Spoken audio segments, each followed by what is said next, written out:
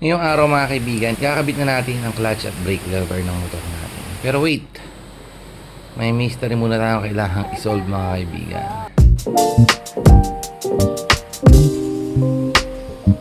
What's up mga kaibigan? Salamat kay Lord at nakadaan na si Bagyong Juan.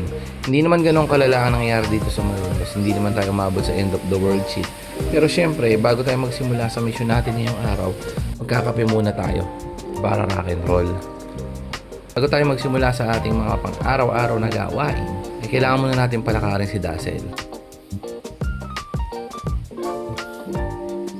Baha pa rin, malakas pa rin naman ang hangin. Ramdam pa rin ang aftershock ng bagyo, kaya ingat pa din tayo mga kaibigan. Good news naman yung hindi lumalim ang tubig dito sa loob ng village. Di tulad ng mga nakakaraang bagyo talagang lumubog dito sa may samin. Kaya, for now, kunin natin si Victoria sa pinagparkan natin kahapon. Maaraw na pero amoy pa rin ng ulan sa hangin. Umalis na rin ang ilang NPC sa clubhouse. Salamat na lang talaga at hindi tayo tinamaan directly ng bagyo mga kaibigan. Nilabas ko na rin tong motor at sinimulan ko na ang ating mission for today. Yung ikabit ang brake lever at clutch lever ng ating motor. Medyo nasira na rin to kasi sa katagalan ng panahon.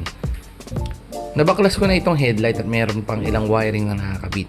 Bala ko sanang ikabit na rin tong handle switch pero iba pala ang kabitan. Womp womp.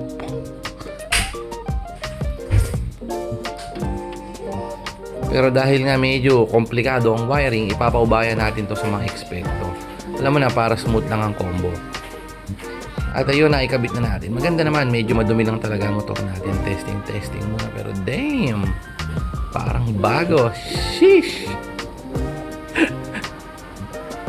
Kaso may isang problema mga kaibigan na wala ang kuryente ng motor. Hindi ko alam kung anong nangyari. Pero okay na yan na ikabit natin.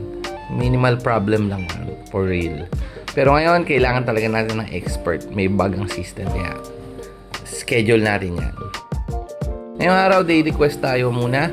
Tatakbo ako ngayon pero gusto sumama ng mga NPC kaya walking na lang muna tayo.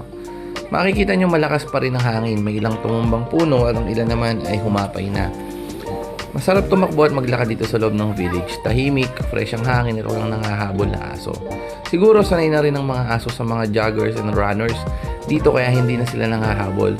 Minsan nakakatakot lang talagang tumakbo mag-isa kapag gumagabi na. Medyo parang Silent Hill na yung vibe. Walang katao-tao at wala kang kahit sinong makikita.